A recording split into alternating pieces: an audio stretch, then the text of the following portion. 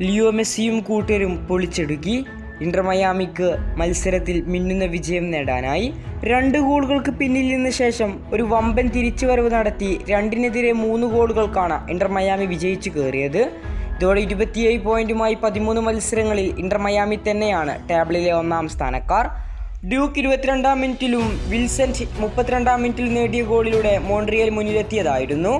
എന്നാൽ ആദ്യ പകുതിയുടെ തൊട്ടുമുന്നായി റോഹസ് നേടിയ മനോഹര ഫ്രീ ഗോളിലൂടെ മിയാമി ഒന്ന് തിരിച്ചടിച്ചു. എക്സ്ട്രാ ടൈമിൽ ലൂയിസ് സുവാരസ് കോർണർ കിക്കിലൂടെ ലക്ഷ്യം കണ്ടതോടുകൂടി ആദ്യ പകുതി പിരിയുമ്പോൾ ഇരു ടീമുകളും 2-2 സമനില. മത്സരത്തിന്റെ 59-ാം മിനിറ്റിൽ റോഹസ് നൽകിയ മനോഹര അസിസ്റ്റിലൂടെ ക്രമാസ്കി ഇന്റർ മയാമിയെ മുന്നിലെത്തിച്ചു. സൂപ്പർ താരവും നായകനുമായ ലിയോ മെസ്സിയുടെ മിന്നുന്ന പ്രകടനം കാണാനും നമുക്ക് സാധിച്ചു. തുടർച്ചയായ 4 മത്സരങ്ങളിൽ ഗോളടിച്ച മെസ്സിക്ക് ഈ മത്സരത്തിൽ ഗോളും അസിസ്റ്റും നേടാനായില്ല എന്നത് മറ്റൊരു വസ്തുതയായിരുന്നു.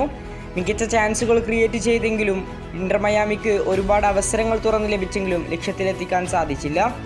നിലവിൽ കഴിഞ്ഞ സീസണിൽ ഏറെ പിന്നിലായിരുന്ന മിയാമിയാണ് ഇപ്പോൾ 13 റൗണ്ട് മത്സരങ്ങൾ പിന്നിട്ടപ്പോൾ ടേബിളിൽ 1-ാം സ്ഥാനത്ത് തുടരുന്നത്. കൂടുതൽ ഫുട്ബോൾ വാർത്തകൾക്കും വിശേഷങ്ങൾക്കും വേണ്ടി ചാനൽ ഇപ്പോൾ തന്നെ മറക്കാതെ സബ്സ്ക്രൈബ് ചെയ്യുക.